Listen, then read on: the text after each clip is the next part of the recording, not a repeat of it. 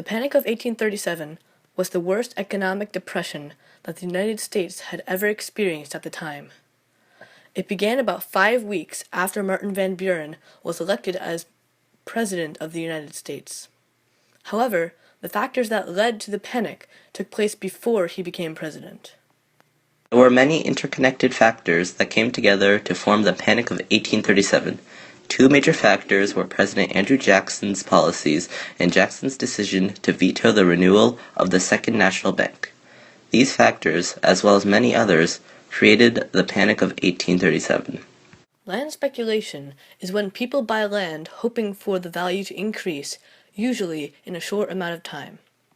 This usually involves predicting or hoping that something will happen to increase the value of the land, like a railroad being built nearby or gold being found on your land. The president before Van Buren, Andrew Jackson, was a major contributor to this depression. Jackson created his policy, the Specie Circular, on July 11, 1836, in part to try to limit land speculation. This policy allowed people to use only gold and silver when purchasing land owned by the government, because gold and silver were considered stable currencies. Jackson created this policy in order to limit over-speculation of land and to stop the rapid growth of paper money in the circulation. He also wanted to limit the use of selling land for banknotes of a questionable value. He believed that gold and silver had a more definite and accountable value than banknotes and paper money. However, the growth of paper money in circulation caused inflation when the price of items go up and the money buys less.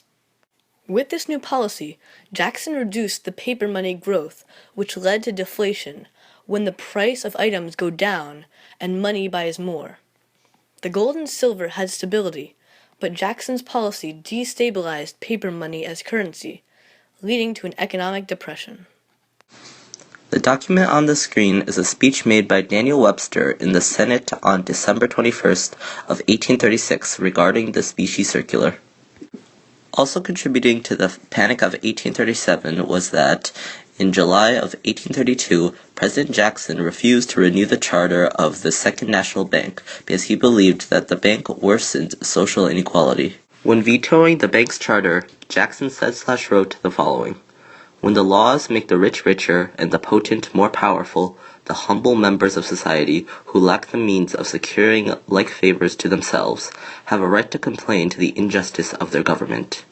Andrew Jackson, on vetoing the bank's charter. Jackson later blamed the banks for the Panic of 1837, saying, "The connection of banks with the government I have considered more dangerous to liberty than the union of church and state."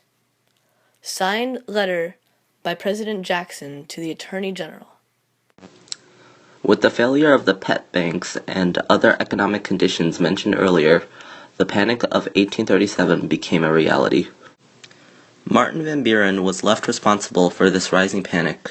Contrary to many people's opinion, he refused to get the government involved in trying to help improve the economy because he believed that it would only make the economy even worse. In 1837, a depression struck the U.S. The South was affected more than the North. States like Virginia and the Carolinas had to diversify their crops, and New Orleans experienced a depression in business that lingered until 1843. Many plantation owners in Mississippi had spent most of their money earlier, which resulted in bankruptcy. Many plantations were unable to remain operating by 1839. However, the North was also heavily impacted. Connecticut, New Jersey, and Delaware experienced the most stress in their trade districts. The northern states experienced difficulty in the trade industry and business in general. There were also many bank failures. 343 out of the 850 total banks closed and 62 partially failed. This resulted in a significant loss of money. Just in New York, bank failures totaled $100 million. On May 21, 1838, Congress repealed the Specie Circular, and the Panic of 1837 began to subside. However, it was not until 1843 that the economy was said to have fully recovered.